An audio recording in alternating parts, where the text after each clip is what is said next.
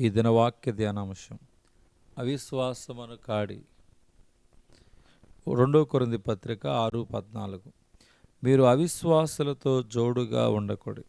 నీతికి దుర్నీతితో ఏమి సాంగత్యం, వెలుగునకు చీకటితో ఏమి పొత్తు. విశ్వాసులైన వ్యాపారులు అవిశ్వాసులైన లోకులతో కలిసి తమ వ్యాపారమును అభివృద్ధి బాటలో నడిపించుకోరుచున్నారు. వారిని భాగస్వాములుగా చేర్చుకొనుట వలన ప్రారంభములో అధిక లాభం వచ్చినట్లు కనబడినను తుదకు మహావేదనను కలగచేస్తుంది. పాత నిబంధన కాలమందు దేవుడు తన ప్రజలు అన్యజనులతో నిబంధన చేసుకొనకూడదు అని హెచ్చరించను. వివాహ సంబంధ విషయములోనూ స్పష్టమైన సూచనలు ఇచ్చారు. నువ్వు వారితో ఉయ్యమందకూడదు, వాని కుమారునికి నీ కుమార్తె ఇయ్యకూడదు, నీ కుమారునికి వాని కుమార్తెను పుచ్చుకొనకూడదు. నన్ను అనుసరింపకుండా ఇతర దేవతలను పూజించినట్లు నీ కుమారుని వారు మళ్లించుదురు. అందును బట్టి యెహోవా కోపాగ్ని నీ మీద రగులుకొని ఆయన నిన్ను త్వరగా నశింపచేయును.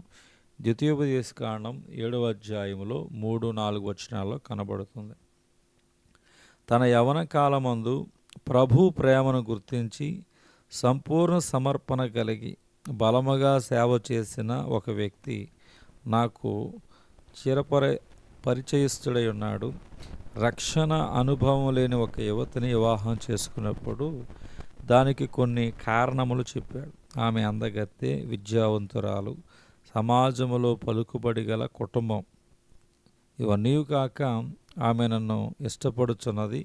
కొన్ని సంవత్సరములు సంతోషముగా సాగుచుండరు కానీ ఒక దినము తన భార్య మరో యువకునితో సంబంధం పెట్టుకుని సంగతి అతడు స్వయంగా చూసినప్పుడు తన భార్య చేసిన ద్రోహమును బట్టి పిచ్చివాని వలె అయ్యను.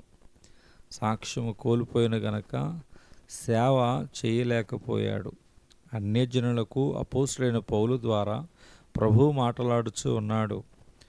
అవిశ్వాసను వివాహము చేసుకున్న వారు సాతాను యొక్క కాడి క్రిందకు వెళ్ళుచున్నారన్నది నిజం.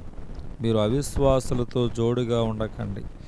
నీతికి దుర్నీతితో ఏమి సాంగత్యమో, వెలుగునకు చీకటితో ఏం పొత్తు, క్రీస్తునకు బెలియాలతో ఏమి సంబంధము, అవిశ్వాసతో విశ్వాసికి పాలెక్కడది, దేవుని ఆలయమునకు విగ్రహములతో ఏమి పొందిక.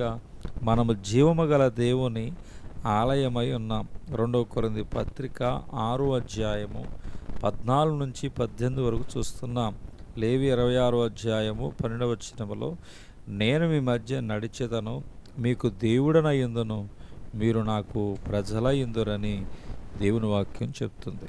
దేవుడి దినవాక్యం దేవుడు దీవించునుగాక. ఆమేన్.